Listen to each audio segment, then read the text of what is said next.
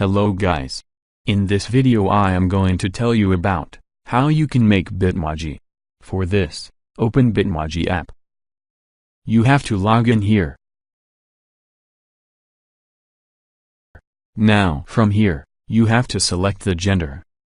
After this, you have to take selfie to make relevant Bitmoji.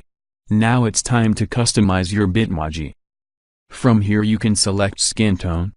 From here you can select hair color, hairstyle and hair treatment. From here you can select eye shape, eyelashes, eye size and eye color.